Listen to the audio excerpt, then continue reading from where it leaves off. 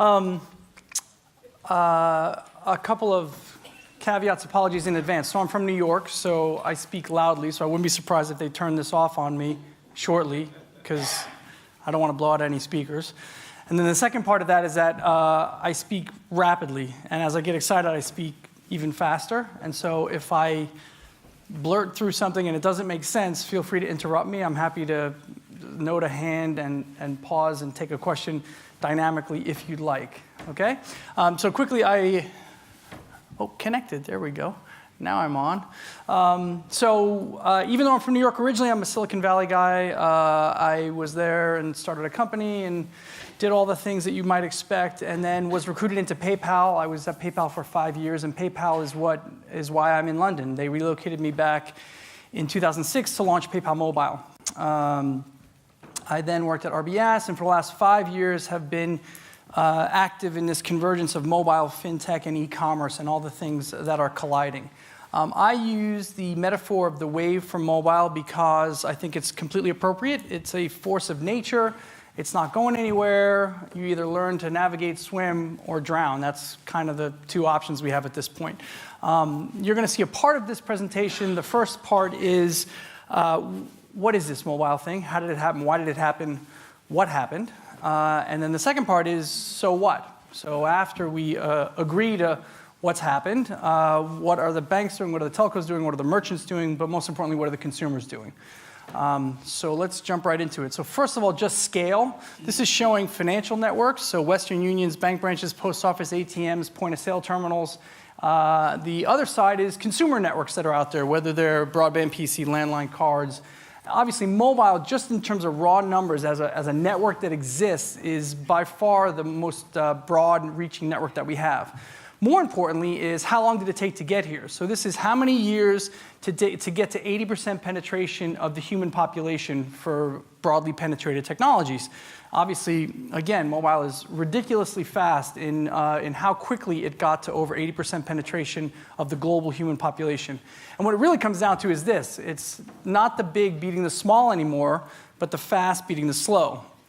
You probably recognize that name. That's not good for Rupert, but he recognizes that that's where we are today, that speed matters. So even though the big guy looks scary and intimidating, it's the little guy that's actually dangerous, right? And the little guy who can maneuver and change and shift. And if you back off 100 meters, 200 meters, you can't even see the diver anymore. In fact, some of you in the back might not be able to see the diver. But it's the diver that's the dangerous one. The big one is not so dangerous. The other example that I love is super tankers. Two fascinating facts. If you have a fully loaded super tanker at full speed, and I want to turn it 1 degree, so literally, it takes 14 turns of the wheel to do that. If you do it any faster, it'll flip over and sink. The other thing is, if, again, fully loaded at full speed, if I see something within 5 miles, the next order is abandon ship. I have hit it. If any of you work in really large organizations or maybe government, this might seem familiar. A lot of momentum and power. It's great if you know the direction you're going and you don't want to change anything, but if you do want to maneuver, not so good. Time did a fascinating survey globally. They did 5,000 people globally, I mean literally globally, Africa, Asia, North America, Europe, and they did this issue. Each of those photos are Instagram photos from people's phones, and it said 10 ways that the device is changing the world. And amazingly, this stat came out of that study. 84% said they couldn't go 1 day without their mobile device. This is cross-language, cross-culture, cross-geography. Shocking, really. So what is this thing? A bunch of adjectives that I don't think apply to many other things. It's personal, it's essential, it's affordable, it's fully global, it's connected and ubiquitous. It's proximate. I can pretty much guarantee for all of you that your phone is now in this circle. That's where it lives. It rarely leaves that circle outside of arm's reach. It's sophisticated yet fun, it's trusted, it's measurable, it's sensitive, it actually can see and hear better than you can. Monetizable, and right now, very much an operator-led platform globally. So just so that we're 100% clear, as far as I'm concerned, it is the most deeply and broadly penetrated technology ever. In terms of human technologies, from my perspective, we had fire, then we had the wheel, then the mobile phone. To try and prove my point quickly, I like to talk about the lowly toothbrush. There are 3 times as many mobile devices on the planet as toothbrushes. Not expensive to make, not hard to ship, no IP protecting it. The only reason this is so is that connectivity and communication is way more valuable to this social ape than dental hygiene. Here's a more shocking statistic. See this? Mobile, electricity, safe drinking water in terms of penetration of the human population. The most interesting dynamic here for me is that electricity has been increasing in the last 5 years. It didn't increase for light, for heat, for refrigeration, but I need to charge my phone. Could you please put a plug in my hut? Kind of shocking. You've probably seen this. This was the announcement of the new Pope in 2005, and there's I think that's a Nokia in the corner there. And 8 years later, I mean, and 8 years in terms of the, most time starts with, boom, instantly, the next day. It comes down to this. Only recently have we become a world in which everybody has a computer, and we're really there with the smartphone. Now is the time when a number of industries that have historically not been much affected by technology are all of a sudden in a position to be transformed by it. If you don't recognize Mark Andreessen's name, he invented the first web browser. So Mozilla Netscape is his creation, and he's a large investor in Silicon Valley at the moment. So that front end was to very quickly just say that this isn't internet in your pocket. It's not web on a small screen. This is a fundamental paradigm shift in human history. This hasn't happened before. It's unlikely to happen again, frankly. It takes a new mindset to kind of appreciate what has changed. Very quickly, evolution of money, just so we're on the same page. We started with coins in 500 BC, then cash at around 120 BC, then the first digital money with checks in around 1650. People always look at me. This is digitization. So you take a piece of paper, you put your name on it, you write an amount on it, and you took a pile of cash and you collapsed it into a piece of paper. People who live in cash-based economies, this is the step that they haven't gotten to yet, right? There is no phase of digitization. And then we went to cards in the 50s, and then quickly into chips, which is pretty much where we are today. This whole thing is about the virtualization of value, moving from barter-based systems, physical-based systems, to bit-based systems and digital systems over time. One way to look at that curve, which I think is interesting, is about the 3 eras of currency. So everyone started off with commodity-based, physical-based, gold, silver, shells, whatever it was. Where we are today is in this politically based range, which is really shared belief. A pound sterling is worth a pound sterling because we all agree that it is. No global currency is based on anything physical any longer. And then we're going towards technology-based and algorithms and math and science. We don't really have time to dive into that, but just to say in short that technology is disrupting our relationship with money, our relationship with value. Obviously, Bitcoin is one of the leaders there. Bitcoin touches 60 countries that Visa, MasterCard, and PayPal can't at the moment and don't at the moment. So there's something fundamentally different right there.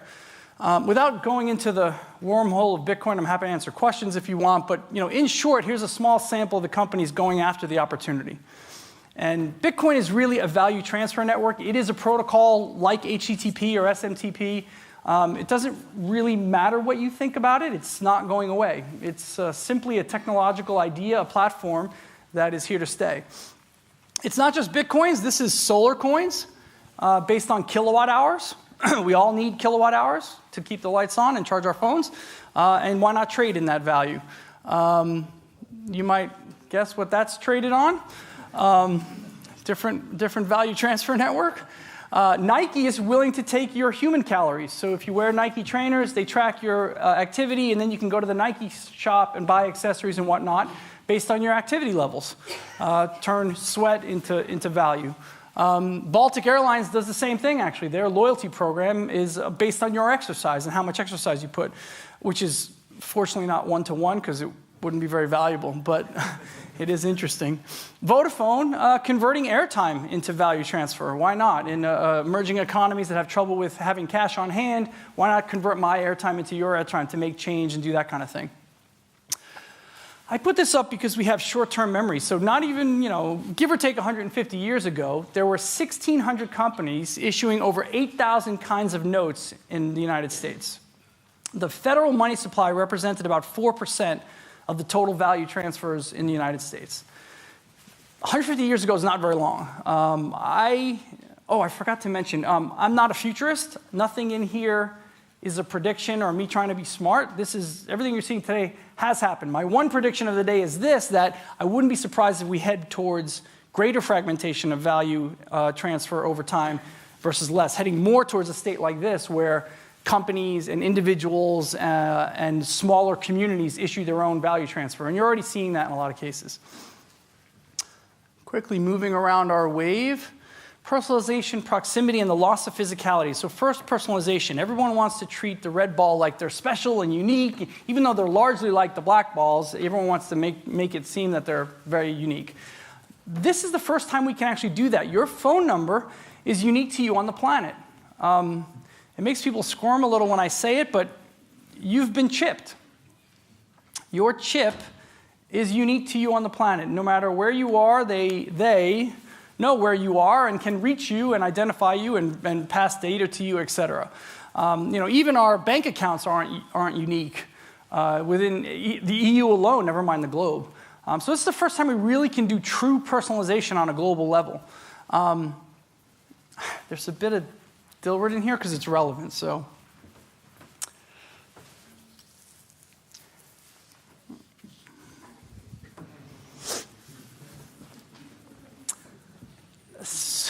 it is true.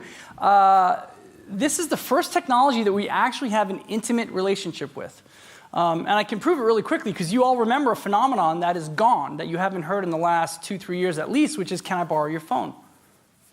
That appeared because it's too private, it's too personal. I'm not going to share my phone with you. I mean, never mind that it's PIN protected, but even beyond that, I don't know if I'm going to share that. And it's no surprise, right? It surrounds the individual. It's their searches, their calendars, their locations, their purchases, their interests, but most importantly, it's their social graph. It's everyone they work with, everyone they know and love, all through one hub device that makes the device quite personal, quite intimate, quite, something you're not going to share.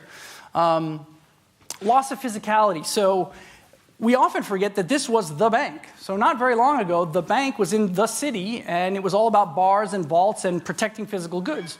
It moved from cities to towns, and I love this picture because the first branches all look like this. They're like, we have pillars, we're a bank, we can still protect your stuff, even though we're next to the laundromat.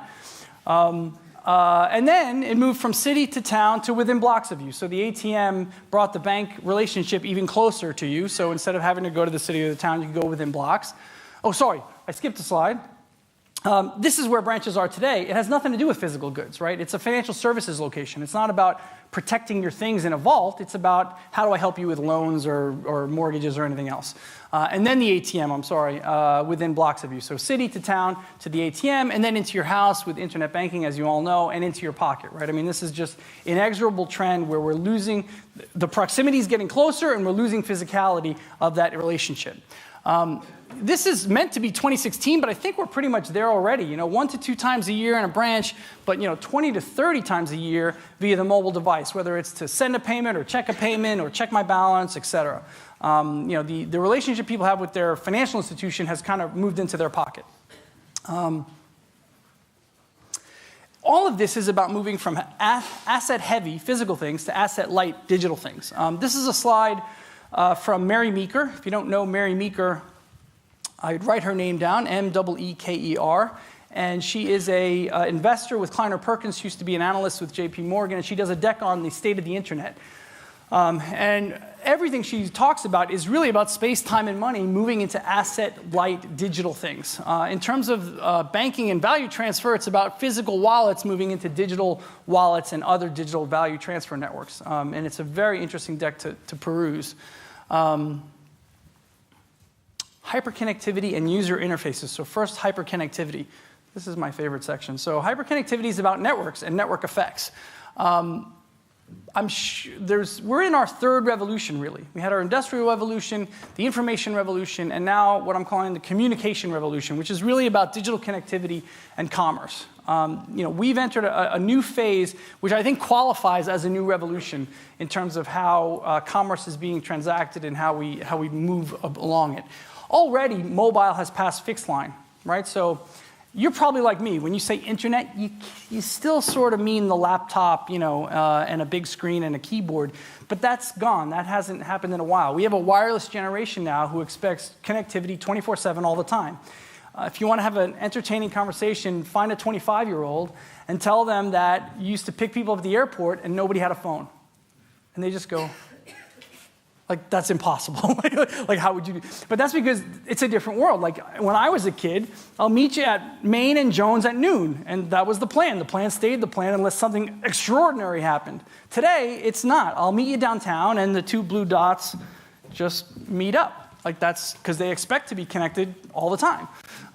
This is the mobile-only user. They're the people who prefer that as their platform of choice. This is not the web to them, not even close.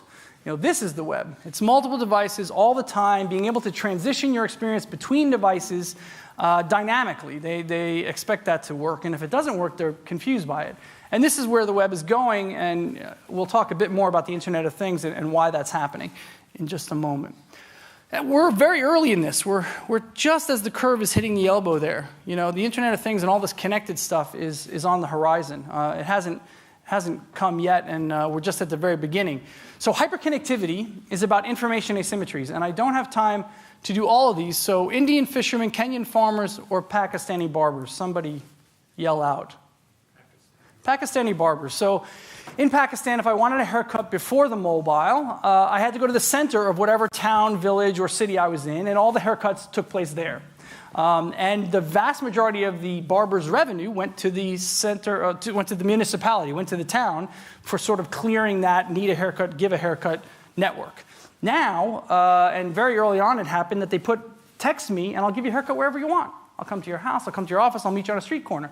Now all the revenue goes to the barber, and that network is clearing much more efficiently. All of these are the same. They're a network of inefficiencies through the fact that people are now connected, able to clear way more effectively and efficiently. It takes out the middleman from that transaction by letting people connect directly. Banks be on notice, like savings, loans, like have money, need money. And clearing that network is what banks do. I mean, that's the fundamental, proposition of retail banking. And now that's happening directly. Zopa in the UK is processing a massive amount of loans now with the simple proposition of connecting the haves with the have-nots who need things. So it is about the ability to earn more and keep more for your family. It comes down to this. All friction has begun to melt. Everything is becoming smooth, slippery, and very fast. This is the great opportunity of the present moment. It's an interface that removes all frictions from any business transaction. And it's an open global community with massive disruptive effects. The next billion seconds is a site, billion seconds. Any guesses on a billion seconds? It's about 30 years. So they're projecting out just a bit about how hyperconnectivity is going to change the world. And this is what it comes down to. I trust my network more than I trust your brand. I don't need to trust your brand. In the old world, I'd go into a retailer, I'd take something off the shelf, I'd see the high price, the medium price, the low price, I'd read the can, and that was pretty much all the information I had, especially on something that I didn't expect to want to buy. Now I go in, I have global pricing, I have people's reviews, I have experiences, I have full transparent information. The world where a retailer had an advantage over a buyer because they knew more is gone. It doesn't exist anymore. I don't know if you've seen this. You see these numbers here? These are Facebook likes for every article of clothing. And people see this and they go, that's crazy. Only the most liked is going to be bought. No, there's a group who buy the most liked. There's a group who buys the least liked. And there's a nice bell curve in the middle. And again, it's just transparency of information. They put all their clothing up on Facebook. People vote. And there you go. You can see how. And then, by the way, I can hear the shock in the room. This is 5 years old, this photo. This is in Brazil. This has been live for a long time. And here's a small sample of the companies going after hyperconnectivity, going after disintermediation and getting rid of the middleman in some commerce market and some opportunity there. The app. We are so in love with our apps.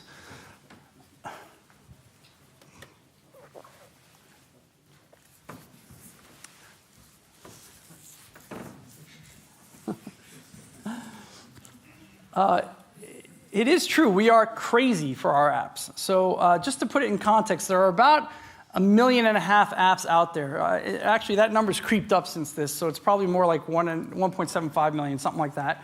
There's about 1 billion smartphones. So again, 1.5 million apps, 1 billion smartphones, over 50 billion downloads. Actually, I saw a new stat for this. It's more like 65, 70 billion downloads. I mean, if that's not crazy, I don't know what is. Like that's an unbelievable amount of downloads for only 1 million or so apps and 1 billion handsets. I mean, it's incredible. It comes down to this. If you don't know Johnny Ives, he is the designer of all things Mac, your iPads, your Macs, your phones, etc. And he calls it meticulous simplicity. It's not an appearance game. It's very utilitarian. It's use of material in a very minimalist way. Have a look at this.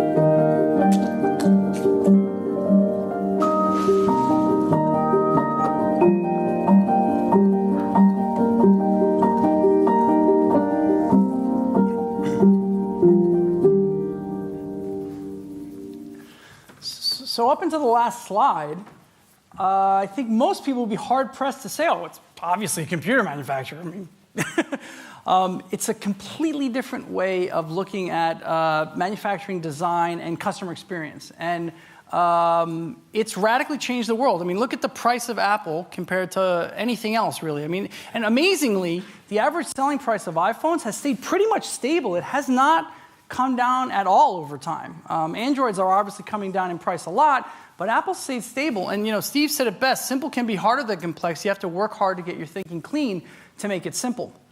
Really, the market is split in two. Apple's got about 10% of units, about 30% of revenue, and over half of industry profit. Not long ago, they had 10% of units, and they were taking 75% of industry profit. The only reason that changed is that Samsung decided to do two things. One, infringe, which made perfect economic sense. They had to pay about $25 billion to do that. And two, market their way out of it. So if you look here, Samsung spends more marketing its mobile products than Apple, HP, Dell, Microsoft, and Coca-Cola combined spend on all their products. Just their mobile, not televisions, not the rest of Samsung's products. So right at this juncture here, they said, oh my God, the writing's on the wall. We're going to be down here with all these guys. And they said, forget about it. We're just going to infringe, and we're going to spend our way out. And now they're sharing the market with Apple, basically, is what's happened, which is pretty amazing. You remember this? This is not long ago. Turning, flipping, switching, different colors, different sizes. This is the world pre-iPhone. And then this is the world post-iPhone. The flat black slab has won, hands down. All of that diversity in handsets has gone away. And it's really become about usability. I mean, that's what poor BlackBerry missed, really. But I mean, BlackBerry, it's about mobility. And what they did is kind of cute in retrospect. They just made a little laptop. They're like, it's a cute little laptop with a little keyboard. I mean, that's what that is. They just made it more mobile, easier to carry, lighter, smaller. What Apple did is said, forget that. Forget GUIs and mouses, and let's make it about touch and voice and intuitive interactions, naturals, gesture. That's the key difference that Apple invaded the market with. So simple that a child can use it. And you know this. If you give an iPad to a 3 or 4-year-old, they'll show you some things that it's supposed to be doing. I mean, it's just naturally intuitive interface. This is a great example for me, the Sony remote versus the Apple remote. God forbid you lose your Sony manual. You need your manual, because who knows what a red, green, and yellow button's supposed to do. The Apple remote doesn't come with a manual. They're like, you don't need a manual, it's a remote. And look at this. You take Apple's valuation, take Google, Microsoft, Amazon, and Facebook, add it together, and you get Apple. So simplicity has won the day. That is pretty much the metric that everything should be measured against. Look at this, retail profitability. So every retailer knows sales per square foot, name of the game. Apple, computers, technological accessories, twice as profitable as a luxury, as a diamonds, gold, platinum. Luxury jewelry is making half per square foot what gadgets are. It's not inherent value, it's about the experience. It's about usability and simplicity. Any guesses what that is?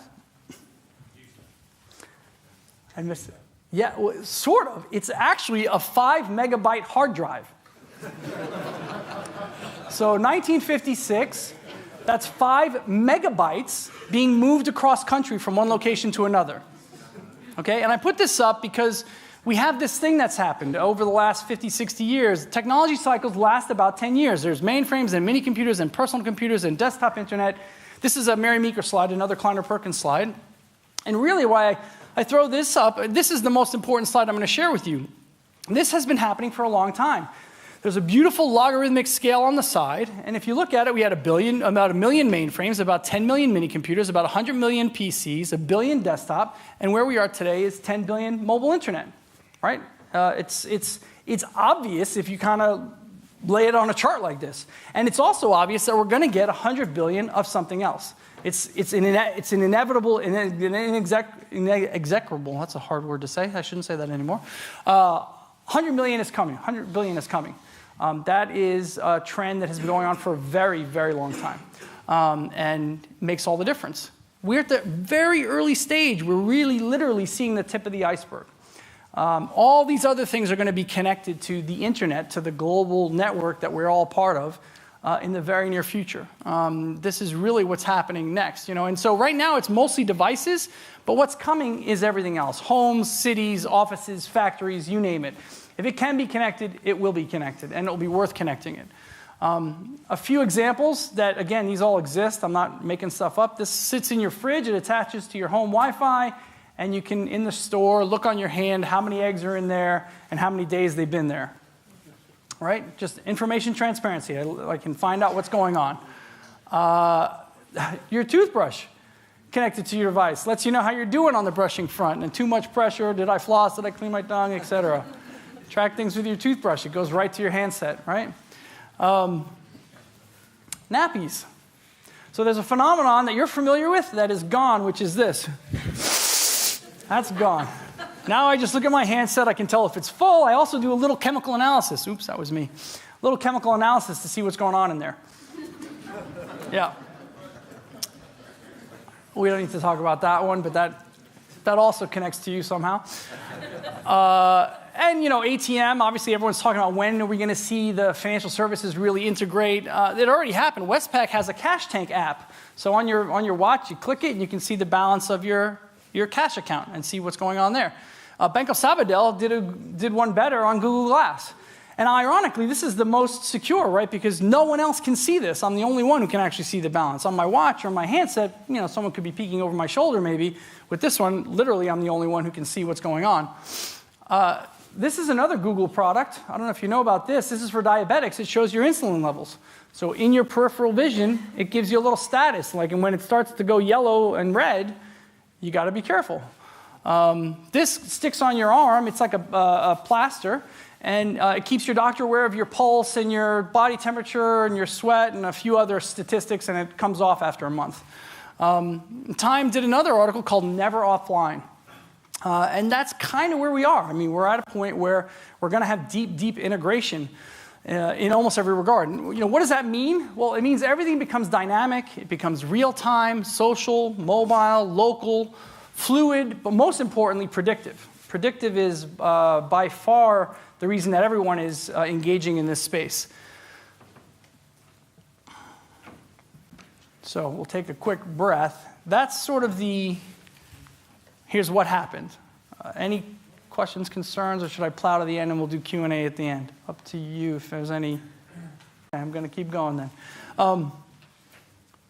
The race. So everyone wants to know, what is it? Is it a bank? Is it Apple? Is it an operator? Is it some other tech provider? Like, who's this guy in front? Why are they going to win? Are they going to own the wallet? Are they going to own the customer? Like, what's going to happen next? Oh my gosh, it's an amazing time. And you get weird things like this. This is from The Economist. And you've seen this. This is GAFA, Google, Apple, Facebook, Amazon. And I said this is a weird thing. Well, it is. I mean, it doesn't seem weird now, but 5 years ago, to put a search engine and a computer manufacturer and a social network and an e-retailer on the same slide and say, these are the 4 horses of the apocalypse, would have been bizarre. People would have been like, what? But now we're just like, right, that makes perfect sense. Because it's all about the data. Like Google Wallet came out, and it's really not about payments. It's about data. It's about where are you going, what are you doing, what are you buying, who are you with, what are you seeing, where are you traveling, et cetera. It's about filling the servers with that data to do better predictive analysis, to present an ad to you that's more relevant. And it really is this. It's free, but they sell your information. And that's the truth. You all know this, right? If you use a product and you're not paying for it, you're the product. I mean, that's it. That's it in a nutshell, right? Like, they are selling you. Data is the new oil. This is what people are mining all over the place, trying to extract value from data as best they can, and moving from data to information to knowledge to wisdom to power. We're in this collection input phase. There's very few people even moving data into information. The best at it is actually Amazon. And if you've shopped on Amazon, you know what I mean. Like the transparency on Amazon, like people who looked at this also looked at that. People who bought this, bought that. Like huge transparency of information moving from data into the information phase. Apple. Everyone wants to know about Apple. When is cash going to really hit? And we'll talk about Apple Pay in just a second. But this is why, right? The reason is this is the number of cards on file. You look at Apple, Amazon, and PayPal, pretty much the 3 largest holders of cards on file, of identities on file. Apple just and this number's off. I mean, this is back in October 13, like, it's up around 1 billion. There's about 1 billion Apple accounts that have a card on file. That's staggering. And iOS came out, no payments. Passbook came out, and it had nothing to do with payments. It was all about where'd you go, what'd you eat, what'd you do, what'd you watch, who you with, et cetera, collecting that data and trying to be predictive. Then, of course, you got the fingerprint came out, which I know you all care about very deeply. So the fingerprint came out with 5S, and yet didn't really do much with it. It sort of unlocked my phone and let me buy some things on the iStore. I mean, and people were like, it's a little anticlimactic. I mean, it's kind of not what I was expecting. And then, of course, Apple Pay, which launched yesterday, right? Your wallet without your wallet. And the beauty of Apple Pay is exactly, I mean, it's so into Apple's MO. It is simplicity, right? It's one-touch checkout, no card entry, no address entry, no card information shared. And the way I frame Apple Pay for people is fairly simplistic. It's iTunes 2.0.